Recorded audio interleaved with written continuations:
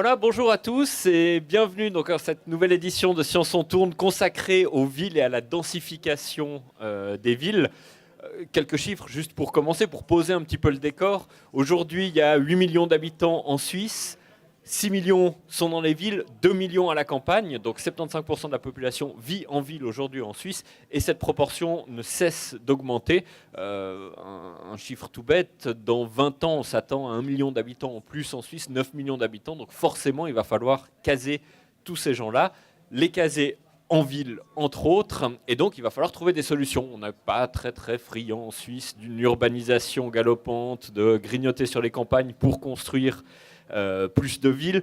On n'est pas très friand non plus de construire en hauteur. La plupart des villes ont une limitation en termes de hauteur des bâtiments. Donc il va falloir inventer des nouvelles solutions. Et c'est ce dont on va parler aujourd'hui avec nos deux spécialistes. Jérôme Chenal, pour commencer, bonjour. Bonjour. Donc vous êtes urbaniste et architecte ici à l'EPFL, et puis vous travaillez plus particulièrement sur les ressources qu'on peut trouver dans les villes et sur le développement des villes dans le monde, en Suisse, mais aussi dans d'autres pays. Vous nous raconterez tout ça. Quant à vous, Bruno Marchand, bonjour. Vous êtes professeur d'architecture ici à l'EPFL, et vous vous intéressez entre autres à ces problèmes de densification urbaine. Alors on va étudier, poser un petit peu cette problématique de densification dans une première partie. Et puis dans une deuxième partie, c'est vous tous qui pourrez poser toutes les questions qui vous titillent à nos deux invités. Mais peut-être, pour commencer, histoire de comprendre finalement à quoi on va être confronté dans les années, dans les décennies qui viennent, est-ce que vous avez quelques chiffres sur ce besoin de densification, sur cette augmentation de la population dans les villes, en Suisse et pourquoi pas à l'étranger aussi? Je sais pas qui... Alors si on prend par exemple le cas du canton de Vaud, on sait qu'il y aura une explosion démographique. Alors explosion, il faut faire attention parce qu'on n'est pas dans le cas ni africain ni le cas asiatique. On est juste dans le cas de la Suisse des années 70, pas plus. Mais à titre d'exemple, on prévoit à peu près sur les 25 prochaines années 1600 nouvelles personnes qui arriveraient dans l'agglomération de Lausanne. Donc 40 000 personnes, c'est 30 à 40% de plus que ce qu'il y a aujourd'hui. Voilà. Mais simplement que cette augmentation ne sera pas uniformément répartie sur le canton de Vaud, parce que pour la ville de Valorbe notamment, j'ai regardé les chiffres ce matin vite avant de venir, on prévoit 8 habitants par année en plus. Alors on voit qu'on n'est pas tout à fait dans les mêmes proportions et que finalement la pression sur l'urbanisation n'est pas la même si on se situe à Valorbe, qui est quand même juste à 30 minutes de Lausanne, que si on est au bord du lac entre Puyi et Lausanne. Donc une forte pression, mais pas uniformément répartie sur l'ensemble d'un territoire. Et une pression liée essentiellement à l'augmentation de la population en général en Suisse, dont je parlais tout à l'heure, ou c'est l'exode rural qui continue à progresser? Est-ce que les gens quittent encore les campagnes pour aller vivre en ville? Alors, c'est plus vraiment un exode rural en Suisse, mais par contre, on a un afflux de gens qui viendraient d'autres cantons, qui peuvent venir d'autres villes, mais d'autres cantons. Et puis, on se rend compte que sur les 25 prochaines années, on a les grands gagnants et les grands perdants. Et les grands gagnants sont déjà les grandes agglomérations et les perdants sont les cantons périphériques. Donc, la population va globalement augmenter, avec aussi un afflux d'étrangers. Ça, c'est clair. Plus on crée de boîtes, de sociétés entre Genève et Lausanne, plus on a de monde qui va venir. Ces gens ne viendront pas uniquement de Suisse, mais aussi de l'étranger. Donc, on a un afflux d'étrangers qui viendra. On a une augmentation de la population, mais on sait qu'on fait en gros 2,1 enfants par personne, ou par couple plutôt. Donc, ce n'est pas ça qui fait augmenter la ville. Ce n'est pas l'accroissement naturel, c'est un afflux de gens qui viennent d'ailleurs. Et ce qui veut dire que les campagnes, mais j'aime pas tellement dire les campagnes parce que c'est plutôt les petites villes dans les cantons entre guillemets périphériques, ces petites villes vont se dédensifier, vont perdre en habitants au profit des grands centres. Alors là, on est dans le cas suisse. Vous avez dit que vous travaillez aussi sur d'autres villes à l'étranger, en Asie, en Afrique. Est-ce qu'on observe des choses similaires? Alors, similaire, oui et non, parce qu'on a une augmentation de la population. Beaucoup plus forte. Elle n'est pas du tout similaire parce qu'on est à des taux de 4, 5, 6% annuels d'augmentation de la population, où là, il y a un vrai exode rural qui existe encore. Donc on a des milliers de paysans ou des centaines de milliers de paysans chinois, indiens, africains qui, chaque jour, sonnent aux portes des villes. Et je dirais qu'on est dans des situations qui sont éminemment plus complexes et plus compliquées que ce qu'on a en Suisse. Mais dont il va falloir peut-être s'inspirer, on en parlera quand même tout à l'heure. Accroissement de la population, ok. Est-ce qu'on a aussi un accroissement du nombre de ménages ? C'est-à-dire qu'autrefois, on avait peut-être des appartements un petit peu plus grands, mais avec plus de monde à l'intérieur. Est-ce qu'aujourd'hui, on va vers des appartements un peu plus petits, avec moins de monde, mais qui, au final, parce qu'il y a quand même à chaque fois une salle de bain, une cuisine, est-ce qu'au final, il y a besoin de plus de place parce qu'on a des ménages plus petits ? Bruno Marchand.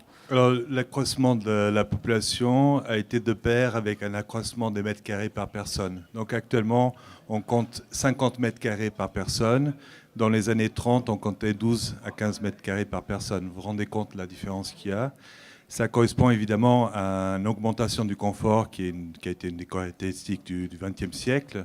Ça correspond aussi au fait que, si vous voulez, toute la modernité s'est basée sur des convictions. Donc la structure familiale, c'était un couple avec 2 enfants. Ça existe très peu de nos jours. Donc ça correspondait à une prédominance de la société. De nos jours, on a un éclatement, si vous voulez, de configurations différentes. Le nombre de ménages recomposés et autres. Ce qui fait qu'en réalité, les modes de vie actuels sont très très différents et ils sont en train de changer très très rapidement. Encore hier, je parlais avec Vincent Kaufmann. Semble-t-il que finalement, la question du télétravail, qui va certainement révolutionner beaucoup les modes de vie des gens, est en train de s'installer très fortement. Et que déjà, dans beaucoup de villages autour des centres urbains en Suisse romande, il y a des gens qui ne travaillent plus que 3 jours par semaine dans leur bureau et 2 jours par semaine restent à domicile. Donc finalement, les moyens de communication informatique sont en train de rendre donc, des périodes de temps d'investissement dans le travail et dans la vie privée de manière tout à fait différente.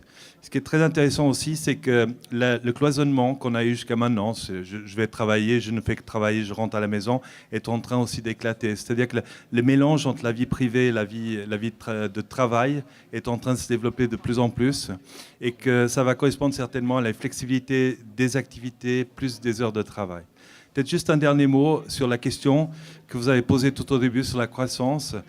La croissance et le mouvement migratoire nos jours est tellement fort dans les centres que beaucoup de critiques disent qu'on ne peut plus parler de ville. On ne parlerait que de l'urbain. C'est-à-dire qu'il y a un phénomène d'urbanisation qui est en train de contaminer pratiquement tous les territoires. On peut dire que les Alpes vaudoises sont en train de s'urbaniser, par exemple, et que fondamentalement, vous ne pouvez plus parler de New York comme une ville. Ça n'a plus de sens. Parce qu'il n'y a plus non plus un centre et une périphérie, comme c'était des villes dans le temps. Ça a complètement disparu. En Suisse, ce phénomène, c'est un tout petit peu différent parce qu'il existe encore des villes parce que les centres sont très petits, en quelque sorte. Il y a un problème d'échelle en Suisse qu'à mon avis, on peut continuer à parler de villes. Mais le phénomène d'urbanisation est en train de s'étendre. Et je pense que par la suite, c'est le grand effort qu'on doit faire, c'est de voir comment contrôler ce phénomène d'urbanisation de façon que le territoire ne s'en ressente pas trop. Mais on dit parfois que la Suisse n'est qu'une grande ville. C'est ça, exactement. Alors, il y a les phénomènes de métropolisation, mais si vous parlez aux théories de Basson, par exemple, sur la métropolisation, il a dû trouver tout l'arc lémonique pour trouver une métropolisation, en fait, en quelque sorte, qui comprend plusieurs centres, de Lausanne, Genève, Nyon et autres, quoi. Ça, c'est une caractéristique de la Suisse. D'un point de vue très pratique, comment est-ce qu'on explique cet attrait aussi fort des villes par rapport à la campagne? Aujourd'hui, on peut avoir une qualité de vie avec les moyens de transport qu'on a, etc., une qualité de vie tout à fait satisfaisante à la campagne. Pourquoi ce besoin à tout prix d'aller en ville? Je pense qu'actuellement, le grand accueil, c'est dans les villes. Ce n'est pas la campagne qui a un grand accueil, donc ça c'est sûr. Par rapport aux gens qui arrivent, ils trouvent plus facilement, je pense, des lieux en ville que dans les campagnes. Et puis, donc des logements, là. Et puis, il faut dire que c'est un phénomène nouveau. Donc, toutes les années 70, 60 et 70, les gens ils sont partis des villes pour aller habiter à la campagne. Donc, les zones périphériques, pavillonnaires, de villas et autres sont faites pendant cette période-là, selon the American Way of Life. Et c'est maintenant qu'il y a un retour aux villes, si vous voulez. La grande différence, c'est que maintenant, on a des transports qui sont très efficaces, beaucoup plus que dans le temps, ce qui fait qu'on est beaucoup plus mobile.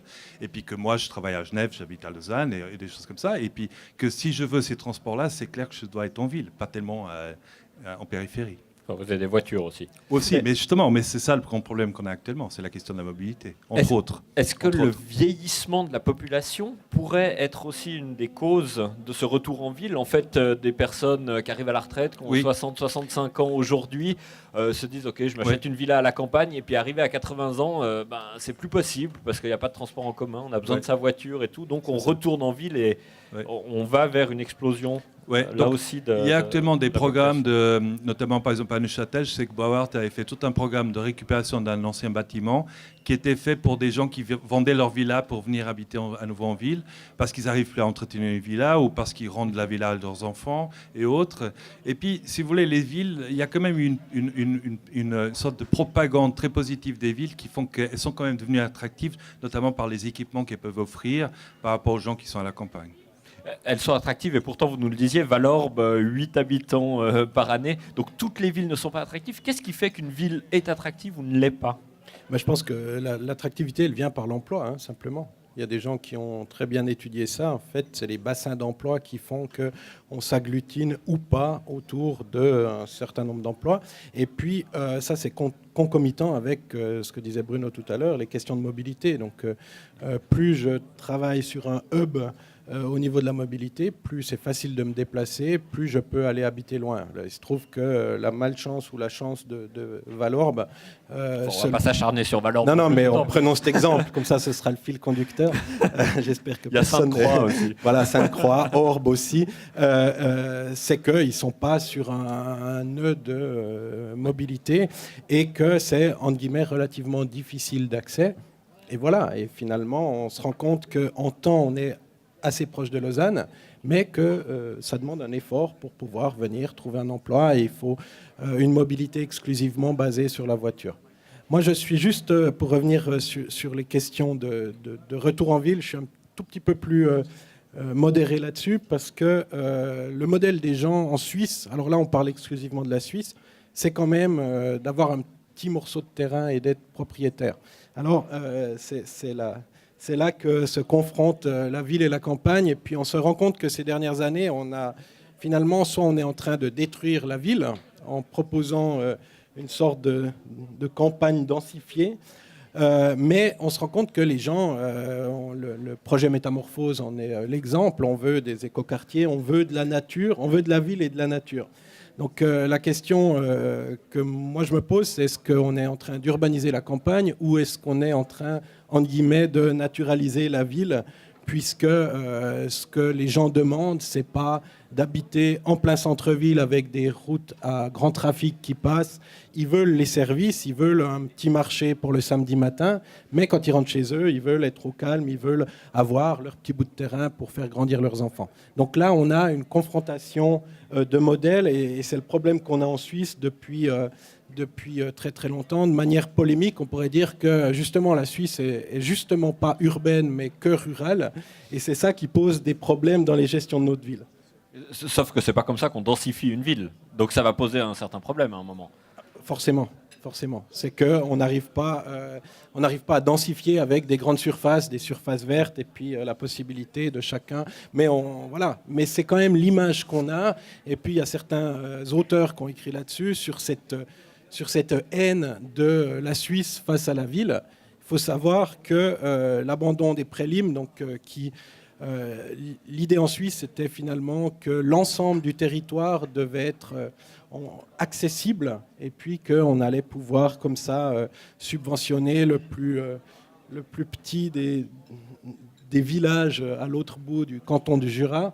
On va changer, on ne va pas prendre que Valorbe, mais voilà.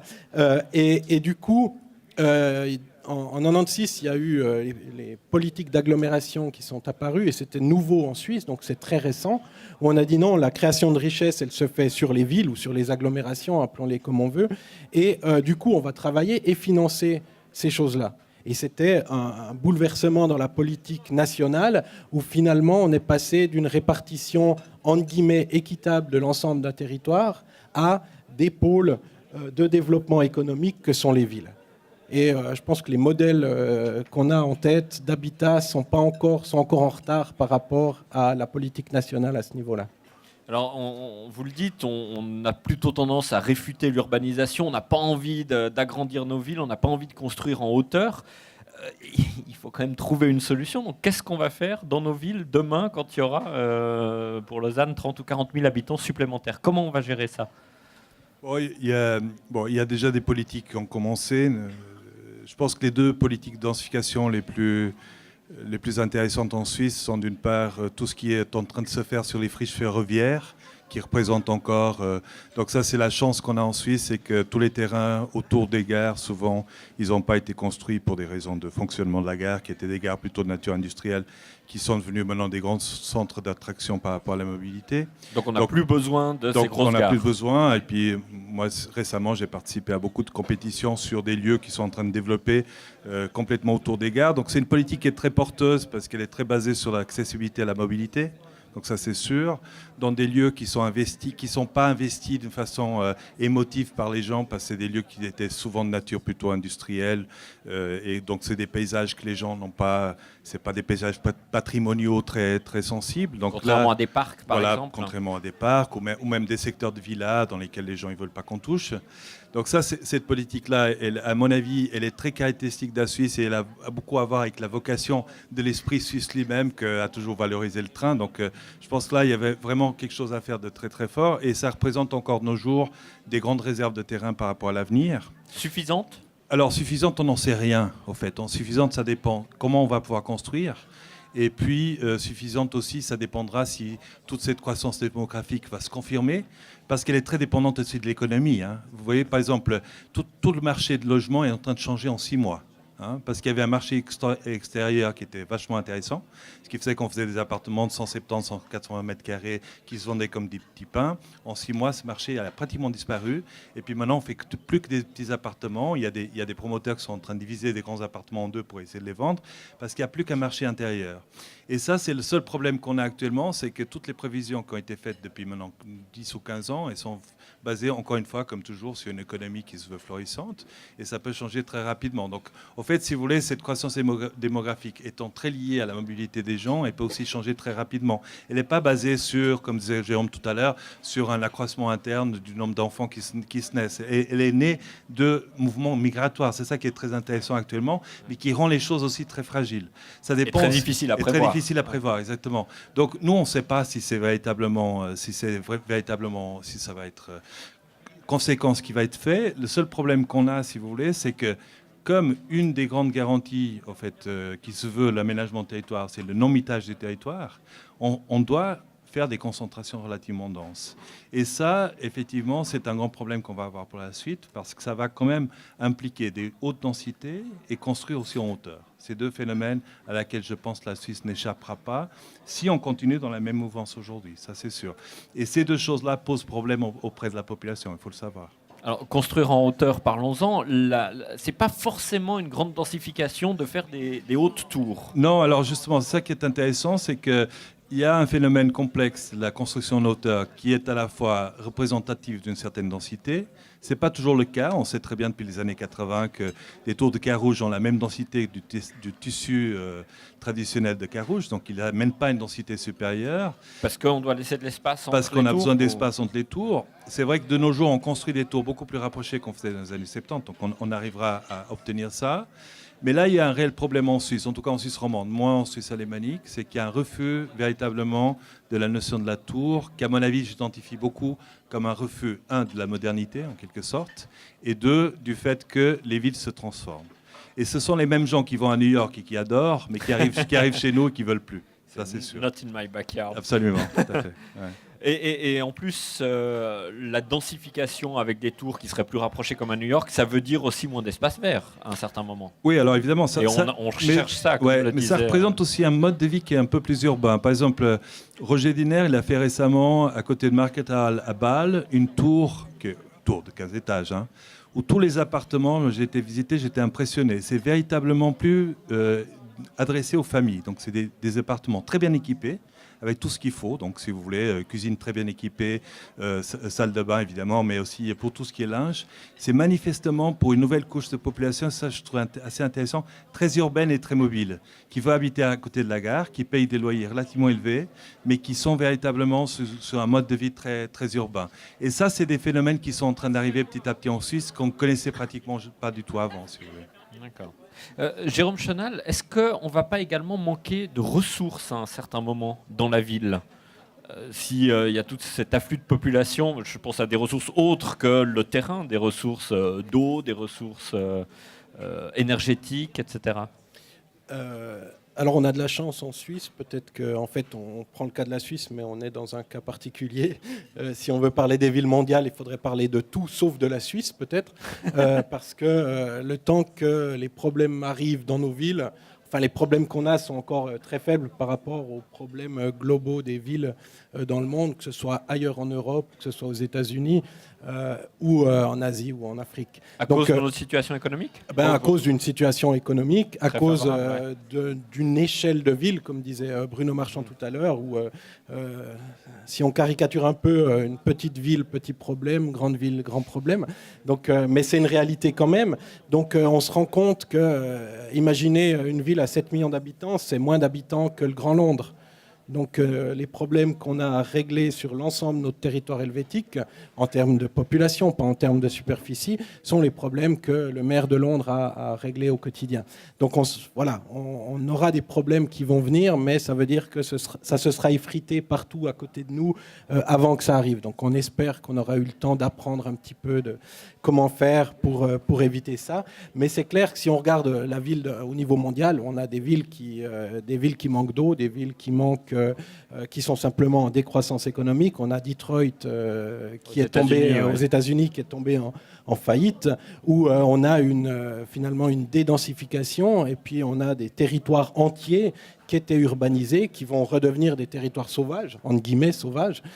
Ça fait penser à Astérix à la fin, avec l'hôtel qui redevient dans la forêt gentiment, et c'est ce qui se passe à Detroit, parce que finalement la nature va reprendre ses droits, ce qui est peut-être pas mal, mais ce qui veut dire que la ville n'est pas vouée simplement à une augmentation de son territoire. On a ça et là des cas particuliers où, pour des raisons notamment souvent économiques, on a finalement une réduction du territoire et on a une population qui s'en va et qui va ailleurs chercher du travail.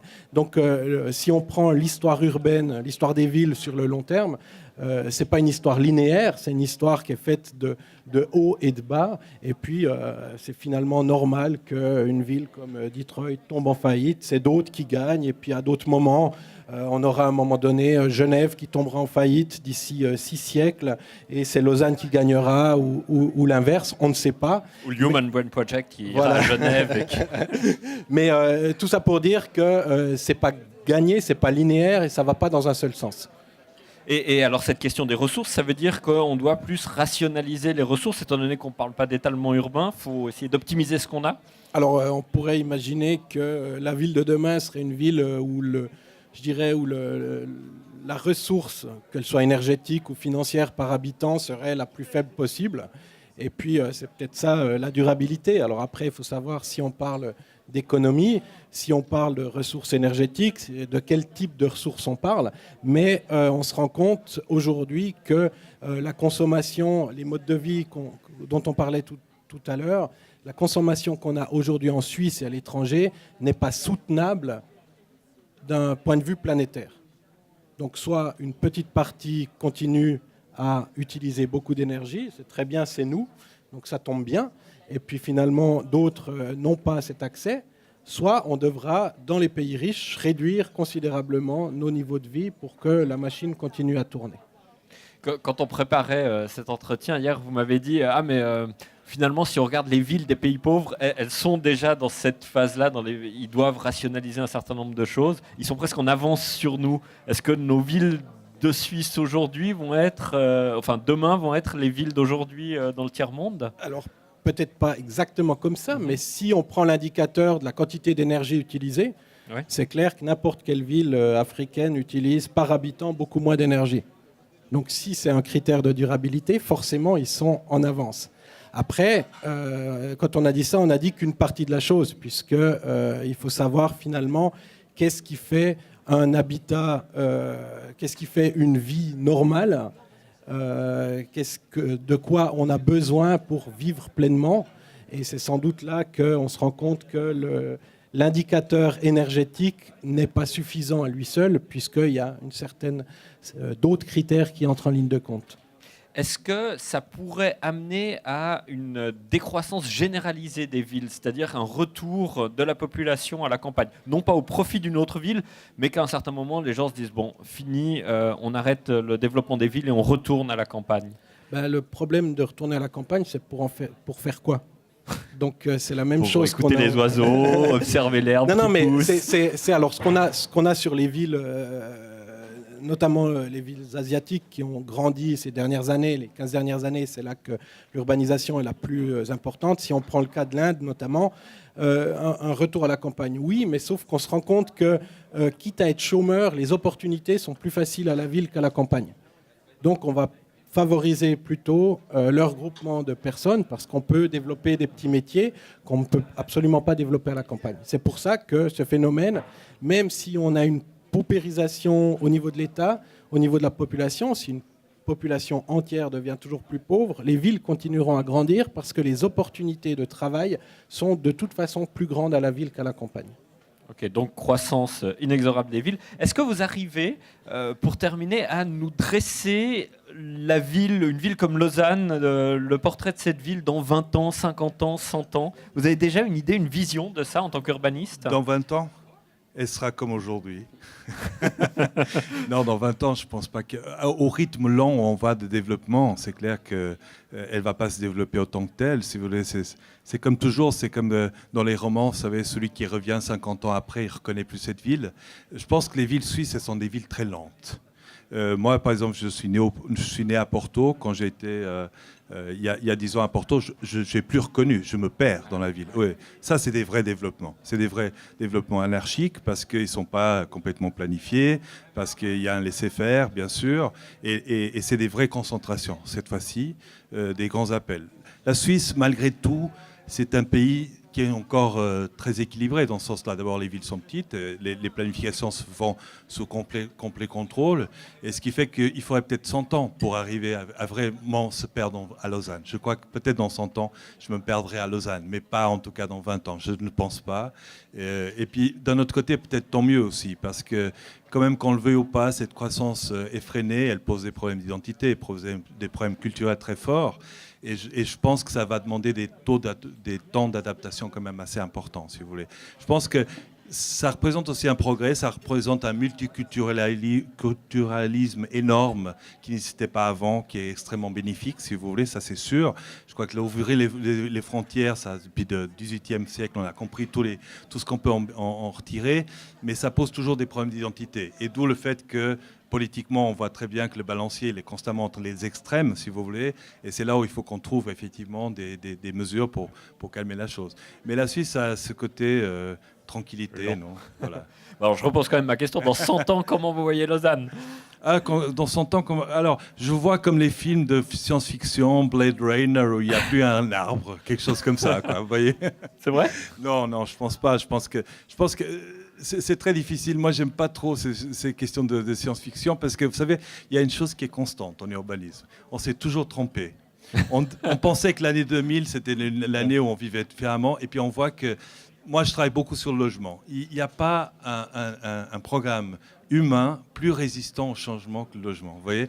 Donc, c'est très difficile de changer. C'est beaucoup plus facile de continuer, si vous voulez.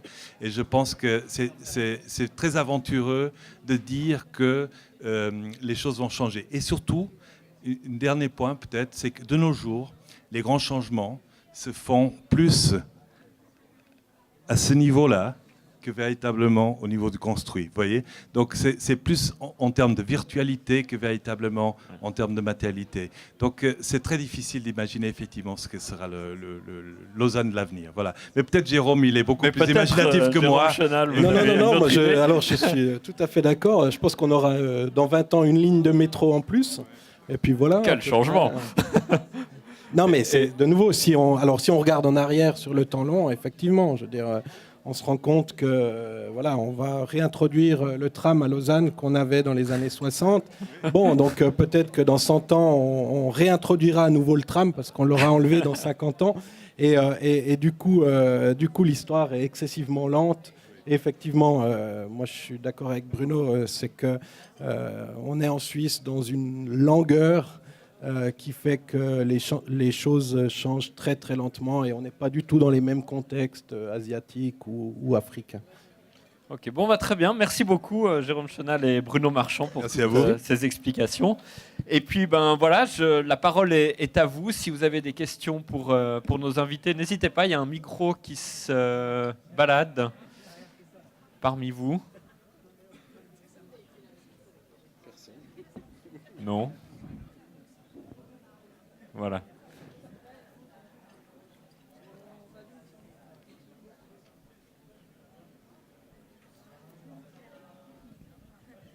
Question pour M. Marchand.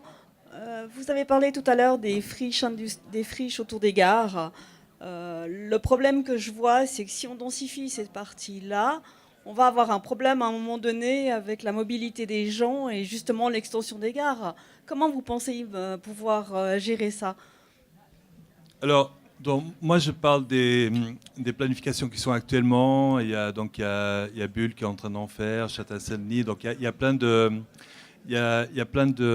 villes moyennes qui sont en train de planifier ces lieux-là parce qu'aussi, ils sont en train de créer des nouvelles gares. Et c'est ça qui est très intéressant en Suisse, c'est que vous savez que les gares, maintenant, ils doivent être accessibles pour la mobilité réduite, comme on dit. Et ce qui veut dire que la plupart des gares suisses vont devoir, en tout cas, se planifier. Alors, je ne suis pas suffisamment au pair pour savoir s'il y a des extensions qui sont déjà prévues. Et ce que je sais, c'est que les investissements au niveau ferroviaire se font déjà pour les 50 ans à venir. Et ça, je trouve déjà énorme, parce que dans 50 ans, je ne sais pas du tout comment on va vivre, en quelque sorte. Ce qui veut dire que là, je pense qu'on a vraiment une marge de sécurité assez importante par rapport au développement des gares en tant que telles, dans la mesure où je pense qu'effectivement que ces extensions dans les 50 ans à venir doivent en principe souvenir aux besoins. Mais c'est vrai qu'on n'est jamais à l'abri des surprises, vous avez tout à fait raison, parce que ce qu'on voit, ce qui se passe à Lausanne et à Genève actuellement, c'est très très difficile d'étendre les gares. En même temps, c'est des telles opportunités de projets intelligents que je crois que ce serait bête de s'en passer de nos jours. Mais en même temps, est-ce qu'on ne va pas aussi vers une réduction de la mobilité avec de plus en plus de télétravail dont vous parliez tout à l'heure ? Et alors, du coup, des gares plus petites pourraient suffire. Bon, alors ça, vous avez tout à fait raison. Je pense que le télétravail va changer des choses. Les études qui ont été faites sur la mobilité, au fond, la mobilité du travail, ce n'est pas le phénomène le plus important, c'est les loisirs, entre guillemets. Ça, c'est un très, très grand phénomène de mobilité très important. Et surtout pour la mobilité individuelle, parce que souvent, vous n'arrivez pas à aller au loisir par train. C'est très difficile. Si vous allez faire un jogging dans un bois quelconque, vous allez prendre votre voiture, vous n'allez pas attendre le train, ça c'est sûr. Et semble-t-il que la mobilité des loisirs, ça c'est le réel problème. Et ça, personne n'en parle étonnamment, parce que c'est très difficile à réduire en quelque sorte. Et puis, juste pour compléter, je pense qu'on va aller vers une réduction de l'augmentation, mais pas une réduction de la mobilité. Donc ça va augmenter. Ça va stagner un peu plus. Ça va augmenter moins rapidement, mais ça va continuer à augmenter. Ok. Une autre question ? Merci. Si je reprends ce que vous avez dit, les choses ne bougent pas très vite en Suisse à cause du cadre législatif, de la protection du patrimoine, etc. Et les vrais défis sont plutôt dans les pays émergents. Donc il faudrait, les urbanistes ou architectes qu'on forme ici, s'ils ont de l'ambition ou s'ils veulent des vrais défis, il faut les former pour ce cadre-là. Et qu'est-ce qu'on fait pour les rendre compétitifs pour ce contexte ?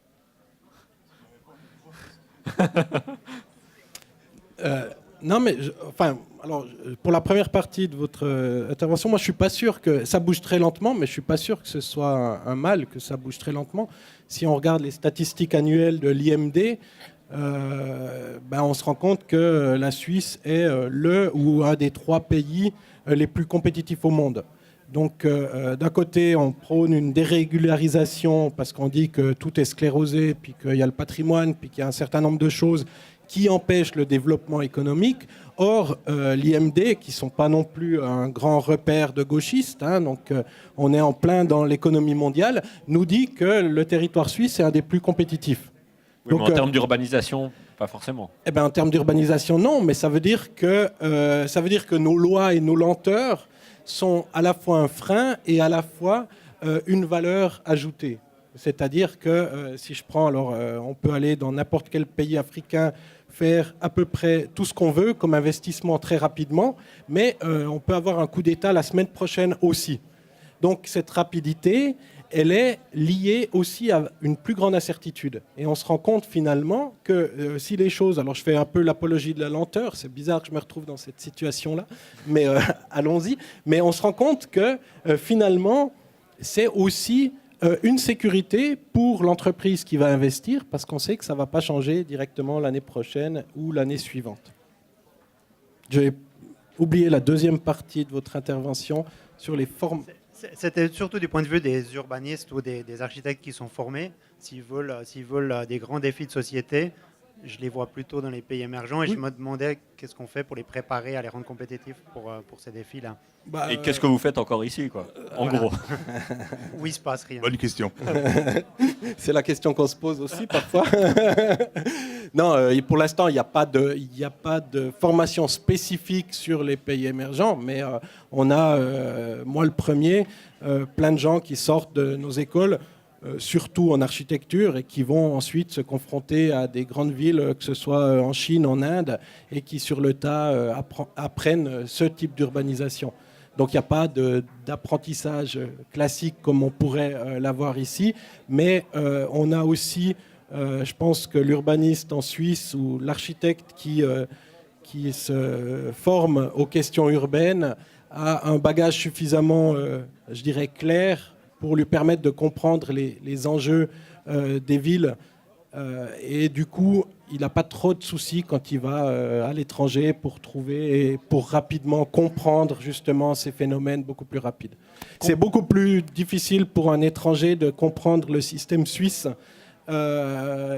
Certains ont essayé, mais se sont tout d'un coup confrontés à des blocs comme ça de culture qu'on n'arrive pas à changer ou qui prennent du temps à changer. Comprendre, c'est une chose, mais vous vous sentirez d'apporter des solutions? J'espère en tout cas. Vous le faites déjà? Autrement, ça veut dire qu'il y a une partie de mon activité qui n'est pas très utile. Oui, bien sûr. La question qu'on se pose toujours quand on travaille à l'étranger, c'est la légitimité du travail à l'étranger, forcément. Mais est-ce que celui qui apprend une langue, qui sait le mieux parler le français, celui qui est de langue maternelle française ou celui qui a appris le français? Sachant que sans doute c'est celui qui est de langue maternelle. Par contre, celui qui a appris connaît toute la grammaire, chose que moi je ne connais absolument pas, donc je parle sans savoir ce qu'est un complément d'objet direct. Et donc du coup, cette grammaire-là n'est pas connue.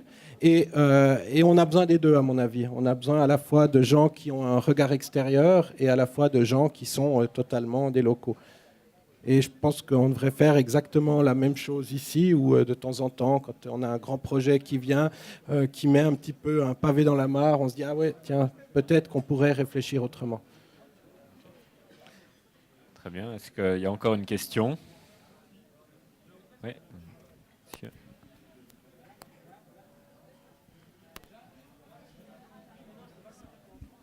Oui, alors vous avez parlé de la vitesse de ville, comme ils croient. À Lausanne, on a une crise de logement et beaucoup d'étudiants qui viennent ici. On a bientôt 10 000 étudiants à l'EPFL. Comment on peut résoudre ces problèmes-là, vu que les villes ont quand même une difficulté à croire en hauteur ou en espace? Où on peut s'adresser à ces problèmes? Bon, les lieux de densification, les lieux de construction, ils sont clairement identifiables. Le problème qu'on a, effectivement, c'est que, et je trouve que c'est un problème de la Suisse actuellement, la Suisse n'arrive plus, comme dans les années 60, de déterminer des problèmes qui sont à l'échelle de la nation entière. Et je pense que, comme on l'a fait dans les années 60, il y a des arrêtés fédéraux urgents pour la construction, justement à cause des zones rurales. Et ça, c'est un des points qui peut-être m'interpelle le plus en Suisse actuellement, cette non-identification des problématiques qui sont véritablement très aiguës, hein, comme celle des logements en général et le logement des étudiants. Et j'étais sidéré de voir que le Conseil fédéral, l'autre jour, a pu affirmer qu'il n'y avait pas un problème de logement en Suisse. Ça me dépasse complètement, mais complètement. Et je n'ai pas compris encore pourquoi, la population ne se révolte pas, parce que vous devez vous révolter. Donc c'est comme ça qu'on obtient les choses. C'est une lutte politique, c'est-à-dire on veut des logements. Des logements, c'est un droit de la Constitution. Et deux, comment ça se fait qu'il n'y a pas une politique du logement qui se déclare, parce que qui est cet aveuglement par rapport à cette situation absolument incroyable, et qui fasse qu'il y ait des exceptions dans le territoire suisse qui seraient frais, effectivement, pour accueillir du logement. Parce que tout ce dont j'ai parlé, c'est une planification tout à fait régulière et officielle. Mais une véritable planification qui est volontariste sur certains éléments devait être faite effectivement actuellement. Ça a déjà un peu évolué. Moi, à mon année, j'avais proposé de créer des pôles de concentration de logements, ce qui existe dans le canton de Vaud déjà maintenant. Il y avait des pôles de développement économique dans lesquels il y a déjà de logement. Mais je me rappelle à l'époque, Madame Morer m'avait dit, le logement, ce n'est pas un problème de l'État, c'est un problème du privé. Vous voyez ce que je veux dire? Donc là, il y a véritablement un changement de mentalité à avoir. Mais qu'au niveau de la Confédération, il n'y ait pas actuellement une prise de conscience que le logement risque d'être le grand problème, il est déjà, mais il risque d'être le grand problème de société pour l'avenir, ça me dépasse complètement. Parce que ce n'est pas uniquement de trouver le logement, c'est de trouver le logement accessible, si vous voulez. Le manque de construction de logements sociaux actuellement va créer une crise sociale véritablement dans les 10 années à venir. Qu'il n'y ait pas un mouvement politique qui n'anticipe pas cette chose, ça me sidère complètement. Donc moi, je suis tout à fait dans le sens de votre question, mais je vous dis, vous, bougez. C'est tout ce que je peux vous demander, voilà. Et c'est une question uniquement politique. Les ressources financières, les ressources de terrain seraient là. Fondamentalement, ça c'est sûr. Mais ça veut dire qu'il faudrait qu'il y ait véritablement une politique. Comme dans les années 60, qu'est-ce qu'on a fait? On a déclassé des terrains agricoles. Mérin a été fait comme ça. Mérin, c'était 10 000 personnes. En 10 ans, c'est fait. Hein, vous voyez, actuellement, moi je travaille je préside un mandat d'études parallèle au Communaux d'Ambilly, qui est le seul secteur où il y a à peu près 6 000 personnes à Genève, mais c'est depuis 2001 que la planification est en cours. Il n'y a pas eu encore une brique qui a été faite dans ce secteur-là. Pourquoi? Parce qu'il y a 1000 et une choses à voir. Alors, c'est le côté dont je disais, c'est pour ça que je disais que la ville, elle se développe très, très lentement, mais c'est vrai que par rapport à certains problèmes, c'est un problème. Ça devient problématique, si vous voulez. Et le logement, je pense que c'est véritablement un des points d'achoppement qu'on aura par la suite, à mon point de vue. Une dernière question? Non? S'il n'y en a pas, alors j'aimerais juste vous présenter 2-3 livres qui ont été recherchés par la bibliothèque ici de l'EPFL. Un premier qui s'appelle Next, c'est Collective Housing. Donc comment est-ce qu'on crée de l'habitat collectif avec plein d'exemples très concrets, des projets complètement délirants et c'est assez sympa. Et dans la même collection, Density Project, donc comment est-ce qu'on peut densifier toutes les villes actuelles, de nouveau avec des projets délirants. Et dernier livre, un véritable bijou de Michael Wolff. C'est à propos de Hong Kong. Ce sont que des images, des photos, des façades, des bâtiments, des immenses bâtiments de Hong Kong. Et c'est vraiment, enfin, c'est de véritables œuvres d'art. Je prends une au hasard. On n'a que des photos comme ça. Ça fait un peu peur, honnêtement. Mais ce qui est très intéressant, c'est que dans la deuxième partie du bouquin, il y a l'intérieur de ces appartements. Et en fait, ça fait encore plus peur quand on regarde l'intérieur. Donc voilà, 4 très beaux ouvrages qui ont été préparés par la bibliothèque de l'EPFL. Voilà, merci beaucoup encore pour votre attention. Merci à Jérôme Chenal et à Bruno Marchand. Et puis on refera une édition de Sur son tour dans un mois à peu près. Merci.